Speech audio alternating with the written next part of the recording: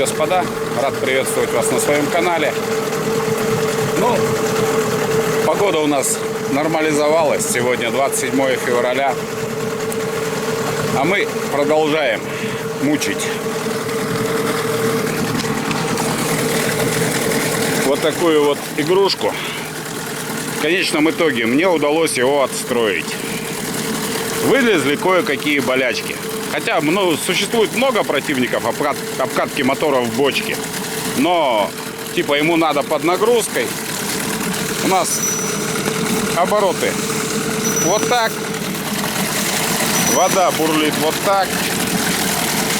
То есть во время вот этих всех обкаток предварительных, ну, грубо говоря, у меня мотор с момента покупки, купил я его 4 февраля.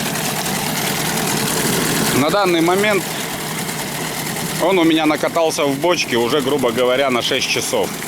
За 6 часов вылезло отсутствие массы правильной на блоке CDI, то есть на модуле зажигания. Это исправили, установили. Все нормально. Но со временем один черт, у меня была проблема. Заливала верхний цилиндр. Устранилось это заливание банально просто. Пришлось снять карбюратор, разобрать весь абсолютно.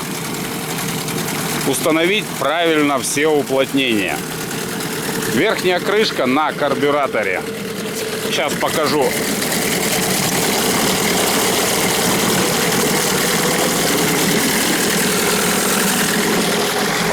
Убираем в сторону. Немножко дымно и шумно. Вот эта крышечка, вот показываю пальчиком, которая закрывает каналы внутренние перепуска в карбюраторе. Резинка стояла неправильно, которая уплотняет. Соответственно, резинка немножко коряво вырезана. Был подсос воздуха. Подсос воздуха, естественно, неправильная работа карбюратора заливала его. Вот. Что еще? Про блок CDI я рассказывал в видяшке. Кому интересно, посмотрите наверх. Ссылочку оставлю там. Оно будет. А так, на работе, помимо прочего, занимаемся всем, чем не попадя. А противникам от обкатки в бочке скажу, что на улице отрицательная погода даже сейчас, в яркий солнечный день, 27 число, у нас в Челябинской области. Не так уж и, чтоб сильно не шумел и сильно не дымил. Вот, надо заглушить. Вот. На свечах установил зазор 0,8. Все. Мучился, кудахтал, блин, по поводу того, что один цилиндр заливало. В конечном итоге добился. Сейчас работает ровно и безупречно. Вот. Я говорю, по блоку CDI массу перекрутил на блок двигателя. Стояла под самим блоком CDI, под пластиковой втулкой нижней. Хотя по уму смотришь, у людей минусовой провод закручен вот под этот болтик. У меня был закручен под самой катушкой, под модулем зажигания. Вот. По карбюратору, карбюратор чистый. Все хорошо, за исключением, я говорю, подсоса воздуха вот из-под этой пластины. Пришлось установить резиночку, приклеить ее немножко герметиком аккуратненько. И все протянуть, затянуть, чтобы все работало шикарно. Зажигание отстроено. Отстраивал. Ну, у меня вот такая вот игрушка, которая измеряет полностью электронно угол зажигания, корректно показывает. И зажигание, соответственно, можно настроить вот этой приблудой очень точно и индуктивно. Выставил ВМТ, нанес метку на маховик, нанес метку на корпус стартера, на неподвижные части. Отрепетировали зажигание, как положено по мануалу Тахацу. 2,5 градуса на холостом, 26 на максимальном открытии дросселя. Двигатель запускается, ну, левой рукой. Вот так. Холостые, соответственно, были выставлены на уровне 900 оборотов. И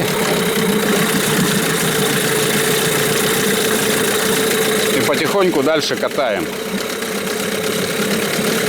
В том числе и редуктор. Да, я даже не могу в бочке, конечно, да, не дашь даже полгаза. Приходится катать на 1/3. Но редуктор обкатывается. Тем самым я пытаюсь потом сэкономить себе время на воде. Так что вот так. Температура двигателя контролировал. На данный момент поднимается до 44 градусов. Выше на головке блока температуры нет. Двигатель тепленький, даже не горячий. Контролька шпарит хорошо и отлично. Чтобы вода не лилась на ногу, я установил вот такую трубочку. Ну а теперь о работе. Как-то у меня на канале есть видяшка в отношении ВАК-группы поиск давления масла и ремонта двигателей.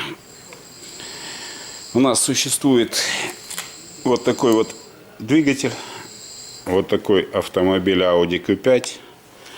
Есть проблемы. На данный момент восстанавливать этот двигатель очень дорого. И клиентам было принято решение вот такой вот новый агрегат. Да, на нем навесное все старое, потому что столбик приходит голый, абсолютно нулевый, беспробежный блок. Все запаковано, запечатано. Потихоньку распечатываем, обвешиваем, готовим к установке. То есть вот одна из проблем решения в поисках давления на группе ВАК можно решать и так. Написано все красиво. Мотор, конечно, приехал из Китая. Но эмблемы, все прочее, ваговские атрибуты, все присутствуют. Номера и прочее. Двигатель приходит безномерной. То есть у нас площадка с номером двигателя. Так, я думаю... Ой, сейчас поймаю ракурс. Вот так, чтобы вам было видно модель двигателя и все. Естественно, установлена новая помпа. Заменена диафрагма рециркуляции картерных газов. Соответственно, все собирается на новенькие прокладочки. Ну, вот такая вот история. Двигатель приходит без электромагнитов управления фазовращателями. Ну, то есть абсолютно голенький столбик, собранный полностью. Без свечей и прочих атрибутов. Все собираем, ставим. В ближайшее время будем запускать. Посмотрим, что покажет из себя китаец с надписями Germany. Как бы это странно ни звучало, но вот такая атрибутика. Цена может меняться. На данный момент нам удалось найти этот двигатель в цене новый столбик 400 тысяч рублей. Вот. Я говорю, привезли его нам из Китая. И сказать, что это, и к чему это, и зачем это, жизнь покажет, как это все будет. Наши рабочие будни. А двигатель меняем, потому что его родные распредвала состояние. Вот, я надеюсь, если вы хорошенько приглядитесь, в камера сфокусируется. выработку увидите, где стоят очки, какая выработка, плюс выработка, не знаю, свет мешает, не мешает, убрать свет, какие риски, выработка распредвалов. Распредвала в оригинале стоят дорого, бэушных в хорошем состоянии не нашли. Ну, работа двигается. Потихоньку работаем. Так что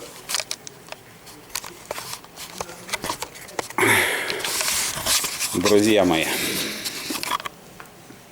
вот такая вот история. Ой, шапка некрасиво висит. Вот такая вот история у нас. Вот такая вот работа.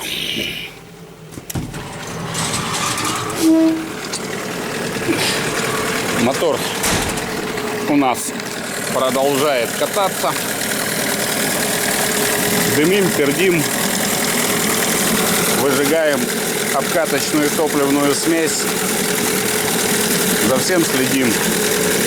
Помпа проверена. То есть мотор практически полностью обслужен. 6 часов обкатки в бочке. Никаких особо проблем с перегревом, как люди кричат. Двигатель не горячий. Двигатель температура 40-45 градусов.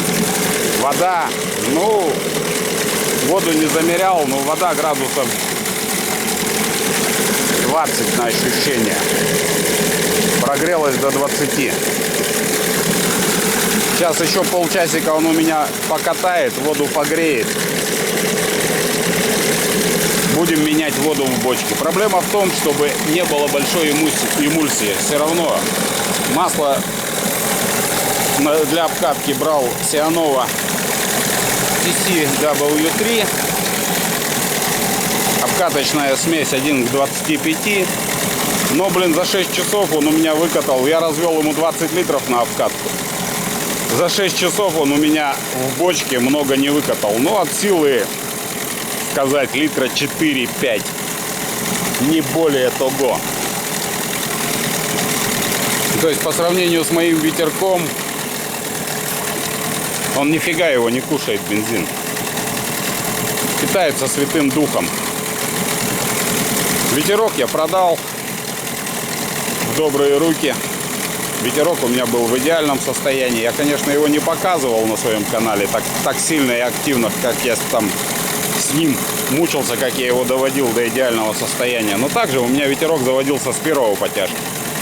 С первой потяжки и проблем мне не создавал. Хотя люди многие говорят, что, ребята,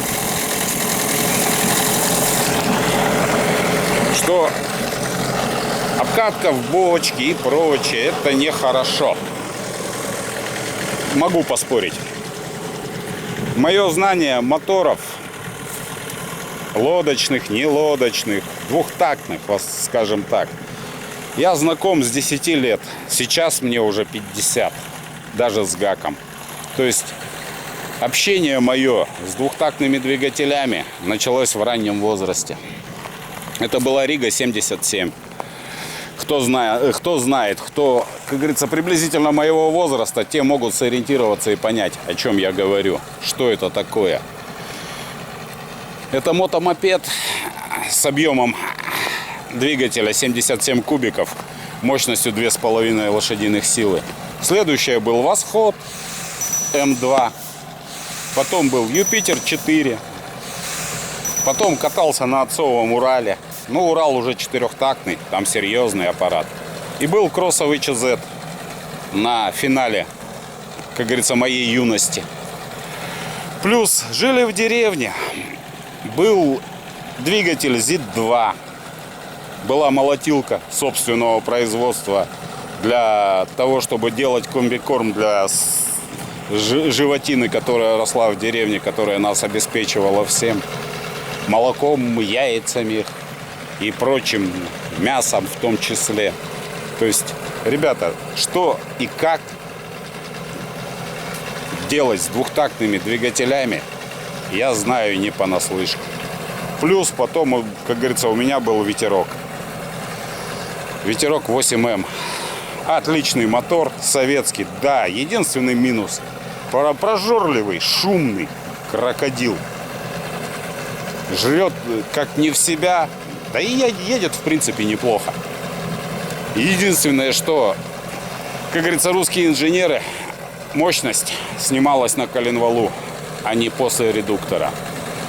Потому что здесь по китайцам, ну вот он китаец, Ханкай, копия Тахацу 9.8 для российского рынка. Для импортного рынка, посмотрите, Тахацу этот же, 169 кубиков, у него 12 лошадиных сил на коленвалу. На винту, да, вполне вероятно 9.8, ну, китайцы, может быть, и их и нет. Ну, так что, кому интересно, кто хочет со мной поспорить, милости прошу в комментарии. Обсудим, поговорим. Я не против. А так, друзья, вот такая вот история. Так вот доводим технику медленно до ума.